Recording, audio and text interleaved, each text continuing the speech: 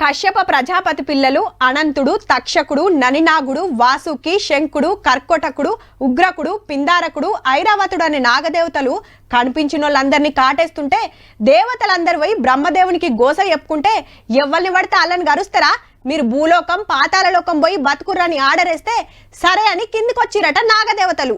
అప్పటికెళ్ళి నాగులకు పూజలు చేసుడు పెట్టిరట. వెనకట మా అమ్మమ్మ చెప్పేది ఈ కథలు. ఇక ఇవాళ గా పూజలు నడిచినాయి అంతటా. పుట్టల పాలు పోసుడు, పసుపు కుంకాలు చల్లుడు, ఊదుబత్తిలు ముట్టించుడు, పూలు పండ్లు సమర్పించుడు, కొబ్బరికాయలు కొట్టుడు, నాగేంద్రునికి పాలాభిషేకాలు చేసుడు. ఆడా ఈడాని ఏం లేదు, తెలంగాణ అంతటా నాగదేవతను గొలుసుకున్నారు అక్కలు. అసలే శ్రావణ శుక్రవారం మళ్ళా నాగుల పంచమి. ఇక ఎట్లుంటది, గుళ్ళకాడ పట్టు సాలలేదనుకో రాదుర్రి. పిల్లలు అన్ని బాగుండాలని, కుటుంబంలో అందరూ కూడా ఆరోగ్యాలతో సంతోషాలతో ఉంటారని హుస్నాబాద్ నాగులమ్మ గుడికాడ పూజలు చేసిండు మంత్రి పొన్నం సారు. ఇగటు ఉత్తరప్రదేశ్ రాష్ట్రం లక్నోలో ఓ గుడికాడ చూడుర్రి, భక్తుల తానికి నాగదేవతలని పట్టుకొచ్చి ఆడించిర్రు.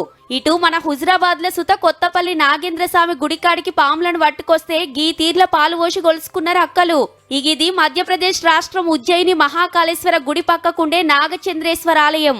ఏడాదిలా ఒక్కరోజే తెరుస్తారు. అది సుత నాగుల పంచమి నాడే. పూజలు చేసినాక మళ్ళా తాళం పెట్టుడే.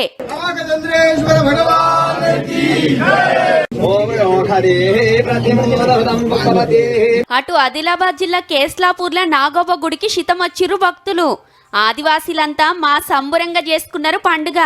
అంతటా నాగుల పంచమికి నాగేంద్రుని గొలుసుకుంటే కర్ణాటక రాష్ట్రం కందుకూర్ల తేళ్ల పండుగ చేసిర్రు. అగో చేతుల మీద వారించుకుంటే ఎంత ముద్దుగా ఆడుకుంటుర్రో. అదేందో గాని ఇవాళ అసలు గుట్టనే గుట్టేయట. ఎక్కడెక్కడికెళ్ళో వచ్చిన భక్తులతోని కొండంత నిండుగున్నది పో.